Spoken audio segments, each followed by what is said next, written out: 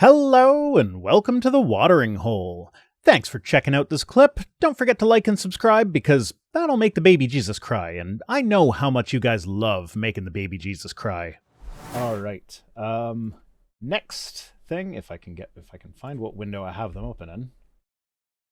We have this one's fun. identitarianism, which is a word I guarantee I'm going to mess that up at some point tonight. So, right. Identitarianism isn't tearing humanists apart, it's making us stronger. So this was interesting. Robin Blummer, who is the CEO of the Center for Inquiry and the executive director of the Richard Dawkins Foundation for Reason and Science, both of those heavily tied to Richard Dawkins, as you might have guessed.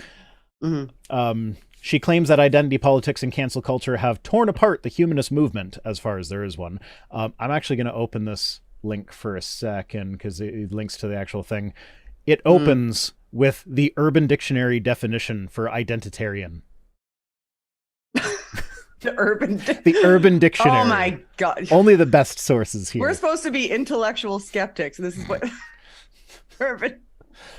So Urban Dictionary's definition is a person or ideology that espouses that group identity is the most important thing about a person and that justice and power must be viewed primarily on the basis of group identity rather than individual merit.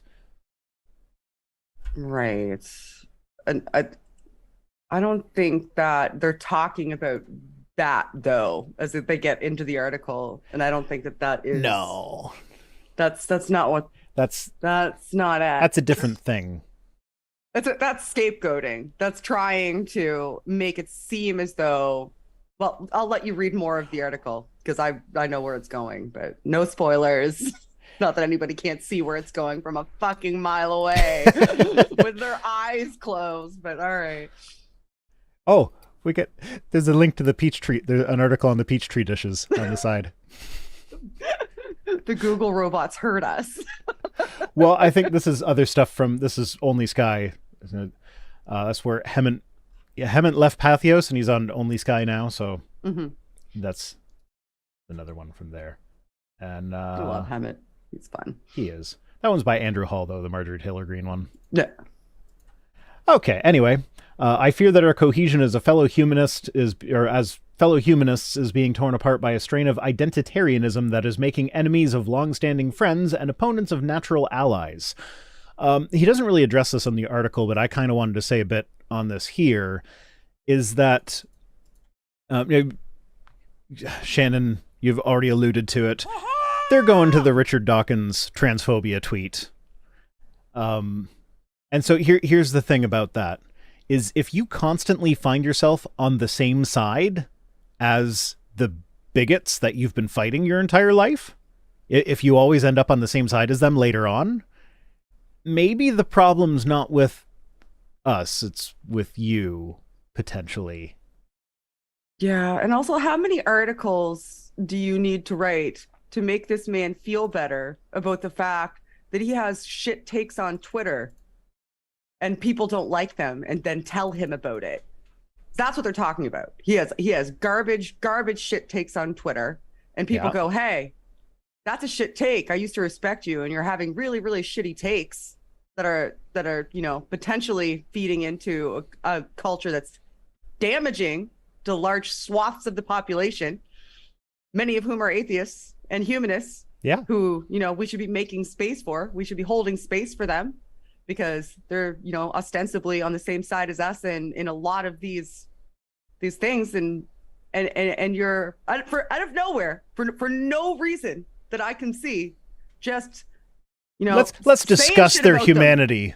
Yes, yeah, just saying shit about them, like literally, like it's like that meme. No one says anything, and then Richard Dawkins, hey, did you know that trans women aren't women? No one fucking asked you. So it's like, Shannon, that's not what he said, Shannon. That's a shitty thing to say. He didn't say that, Shannon. He ended it with the word discuss. So he's clearly just asking questions. Just asking, yeah. Just asking questions. Yes, and discuss isn't a question; it's an instruction.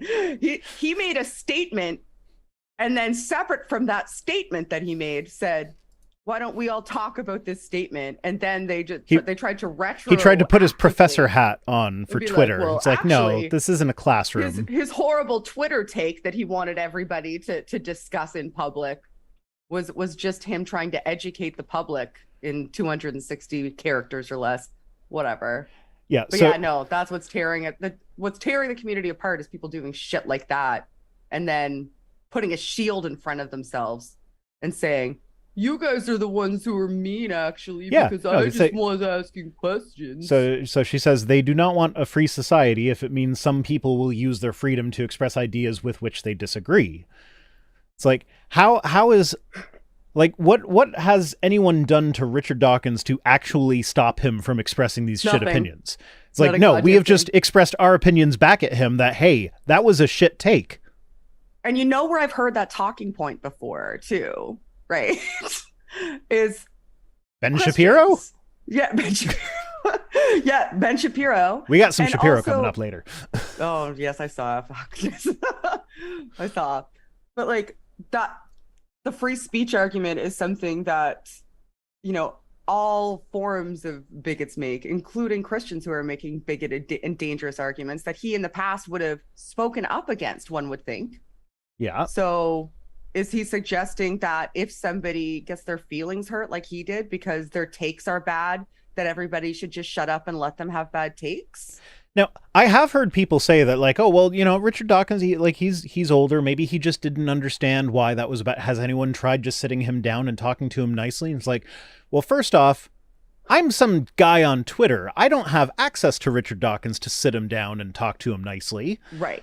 But there are people that do have access to that. It can safely be assumed at this point that he's had it explained to him what was wrong with that. And if he didn't on a one-on-one basis, like maybe he learned about it because people were mean to him. And not everybody was. Yeah, no, not everybody was. Everybody was. I probably was. I've called him a dick on numerous occasions. Oh, yeah, I was kind of a dick. But I said I called him a dick, but... Yeah, I don't know if I've done that. Well, I might have. Well, most videos that... Because so many creationists are like, oh, Richard Dawkins speaks for all the atheists. I always feel the need to be like, no, a lot of us think he's kind of a jerk, actually. And I get comments on my videos like, why do you always have to point that out? Like, because I don't want people thinking he speaks for me. Yeah, right. Because he's labeled as one of the horsemen. That went really well. How many are left? There's Harris and Dawkins. And no, I don't mean alive. I mean like left as being like not cringy, not problematic. Yeah, maybe Dennett. Yeah, maybe? That's iffy. He kind of did come to Dawkins' defense during the transphobia thing, and he has tweeted out a couple things along the same lines. Oh, well, you know what? There's a whole new generation. Yeah. Hey. You just made me think of this because I was about to start like naming like, oh yeah, there's great creators like so and so and so, and they're like, you know what happened to me today? I watched a Forrest Valkai video, and he said there are other channels that have done this. There are other channels that are better than mine that have done this, and he showed a bunch of logos, and one of them was my logo. I'm like, he knows who I am. I like Forrest. Forrest is cool. I know. I love Forrest. Come on and do this. Do you ever talk to Forrest? I sent him a message on Twitter, but it's Twitter, so I expect him to basically not see it. He's never on Twitter. Yeah, I'll email it. I'll email him. Sure, we can take that offline. He'd totally come on and do this. 100%. Yeah, so I got all excited at that, but it's like, gotta look at your definition of quality if you're saying that I'm better than you, Forrest, because he's good. He's good. Forrest is good. I'm hosting the Atheist Experience with him on Sunday. Actually. Nice. Yeah. Nice. I'll just be sitting there. Watching him do stuff. Those are the best. When I was on the call-in shows, I always feel like there's like a pressure to perform. I mean, kind of like there is here as well, but it's different dynamic. And it's always nice when you're with someone that like when they start to take over, it's like, oh, this caller's asked something that's like actually specific to the person I'm hosting with, so I'm just gonna take a little break. Well, they rip you a new one. Yeah, people don't realize how much like emotional energy it takes to host a call show. Lots of emotional energy. So yeah, when probably the hardest, but also at the same time the most rewarding are the people who call in asking for help or advice. Yeah. Because I agree with that. It's hard because like it's a lot of pressure. Like I like if I give some advice and it's the wrong advice, like that's it like I kind of freeze up. It's always possible to like refer them to people that actually know what they're talking about, like the FFRF or whatever happens to fit their situation. But like those are the rewarding ones that are also emotionally taxing. Yeah, but that's what it's all about though, ultimately. Like if we're doing it for anybody, it's for the people who are deconverting and, you know, need somebody to commiserate with, even if it's just virtually from behind a screen. Yeah. Anyway, so they're not alone. I feel like we're avoiding Dawkins.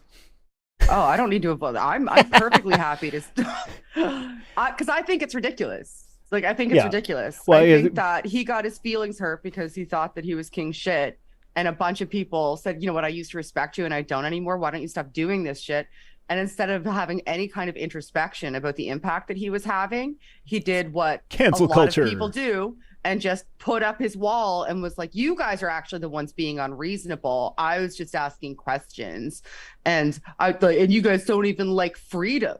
So like it's just like come on. Yeah. Well, to steal from Hammett, own your shit. Says she being the author of the article defending Dawkins in this case, she uses right-wing rhetoric to exaggerate what those critics are actually saying, and this may be the most damning thing about her essay besides her initial citation from Urban Dictionary. But she neglects to explain why those critics are so upset in the first place. So it's like if your defense relies on strawmanning your opposition, it's not a good defense. Yep. So like from the Center for Inquiry, she's head of the Center for Inquiry. Like they're known for promoting critical thinking and skepticism, and now of course they have to like poo-poo humanism because he got his award taken away. Yes. So now that whole institution of humanism is, you know, but it's not even worth buying into because it's just falling apart because and I can see feelings. I can see an argument being made that maybe they shouldn't have taken the award away, because like if you take the award away from everyone that you consider to be problematic, then like there are a lot of people that have received that award in the past that later on it's like maybe not. But I think it was a symbolic. Yeah, it's like this is a step too far. We want to make a public statement that's more than just us saying, "Hey, we don't appreciate this." Like we want to actually do something tangible. Back into like a million years in his past and found a thing. It's that he has a consistent or had a consistent. I've unfollowed him a long time ago, so I don't know. I don't know what's going on right now. So maybe he's made amends, and if so, good for him. Maybe I'll change my mind. But currently, so far as I know, he had a pattern of tweeting out, like he tweeted out, like I said before, Irreversible Damage, Abigail Shearer's book, Irreversible Damage, after this.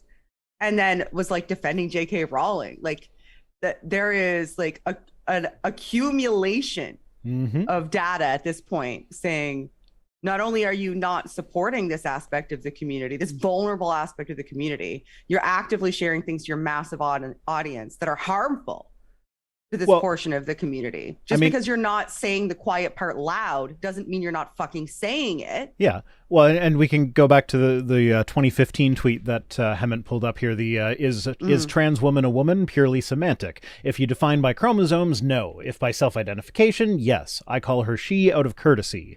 So it's condescending, where it's like, I call you your preferred pronouns because I am so magnanimous. Yeah, say thank you to me. But also, like, this guy's a biologist. Like, surely he knows that sex in biology is not actually a binary. And, like, he's an evolutionary biologist. He knows that evolution works by making gradual changes to things. Sex evolved gradually. How does it evolve gradually if it's purely binary with no option for anything in between? Such a good point. I hadn't actually thought about that until you just said that. That is such a good point. It's just like from an evolutionary perspective, you wouldn't expect it to be purely binary. Like, yeah, it evolved toward a binary, so most of the time it is, It wasn't like there was asexual regeneration and then bam. Yeah. Like that's now there's not like anymore. that's such a creationist view of the world, like of evolution. Like you have to take a creationist view of evolution in order to make sex a binary. They think biological sex came from rocks. Well, that is one of the talking points, is that like, oh, you got the first organism and now what's it going to mate with? It's like, well, the first organism didn't mate with anything but itself, you twat. Kind of like some organisms that are currently, existing. That regenerate asexually. The lesbian lizards are my favorite. The lesbian lizards. If you're unaware, there's a species of lizard that they actually evolved out of the need for males.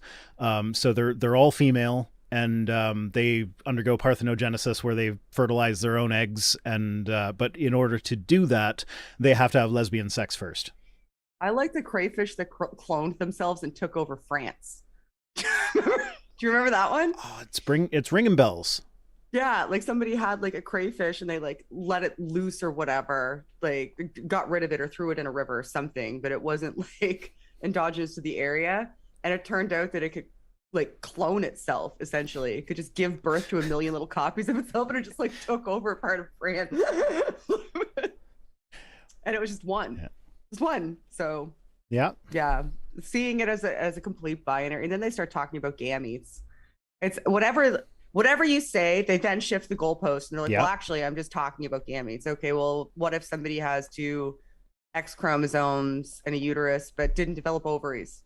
Like, now they're not producing gametes at all. Like, does that mean they're not female? It's what their body it's what their body would produce under ideal circumstance, or whatever the fuck they say there. Or they go back to like creationist sort of arguments where they're like Thomist almost arguments where they're like, well, the nature of, what you're supposed to be as a woman is reproduction.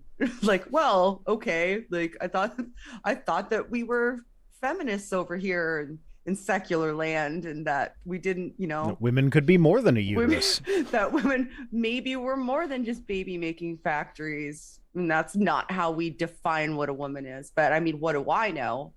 I'm just a woman over here in the secular community. So all of it drives me. All of it blows my mind.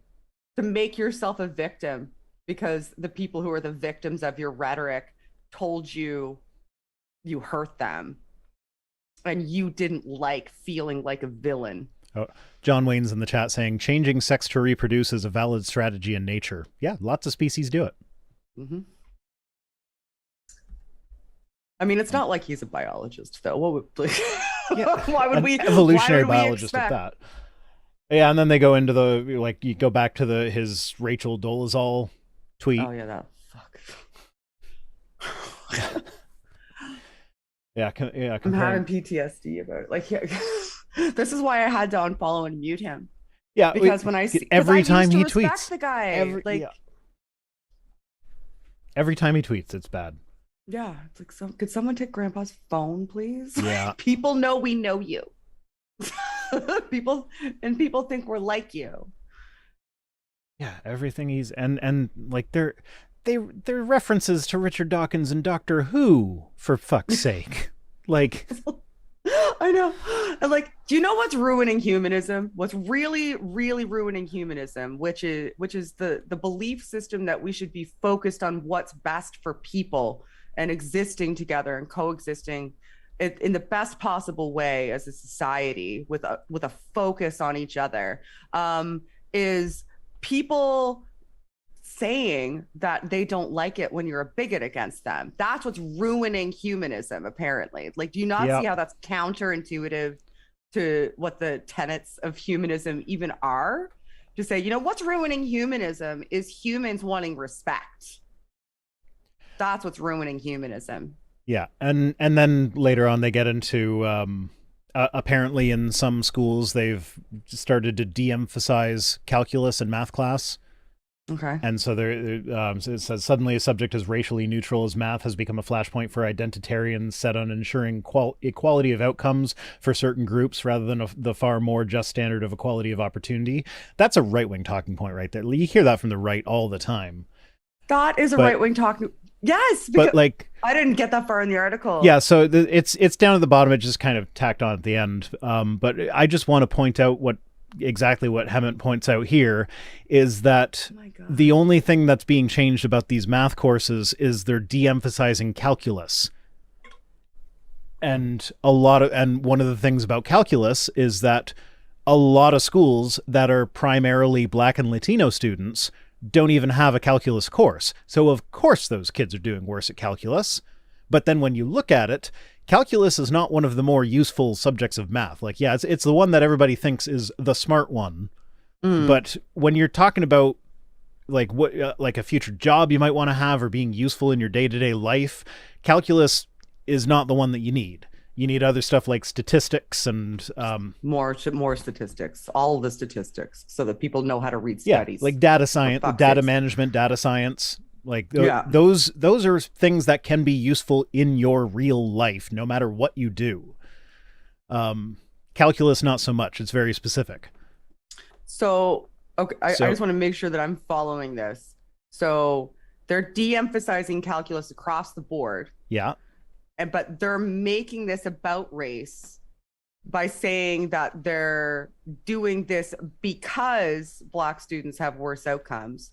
But the reason they have worse outcomes is because it's already de-emphasized there because because they're not provided with the same quality of education. Yeah, so I guess the point that she's trying to make, I think, is that we're holding the white students back because the Black students aren't keeping up. I think that's kind of what I'm getting there. But she is absolutely just inferring that, and then she's just making that up in her head as the reason. Yeah. For no reason at all, except for to pump that talking point out. If you were to apply what you've learned about data science and statistics to this, you can figure out that like, oh no, it's not. Oh, the cat is pushing my stuff off the computer. That's what cats do. She never used to. Don't put things on the computer. She never used to do that. You did it? No. This is a new thing. She just started doing it this year. She actually didn't do it this time. I distracted her with pets.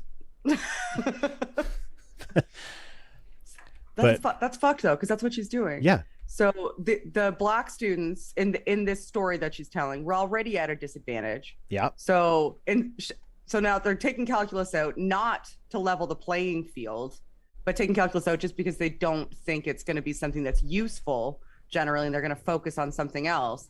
And instead of saying to herself, okay, why is it that the Black students were at a disadvantage to begin with? Why weren't we providing them the exact same level of education across the board? That seems fucked. She is instead crying out that this is happening to white students, to make them equal with poorer performing Black students, which then presupposes that she thinks that the Black students are naturally poorer performing, unless she was aware of the reason that they were performing poorer, and it was because they weren't provided the same resources, in which case she's denying the fact that racism is what was causing the poorer outcomes in order to make this talking point, which is fucking racist.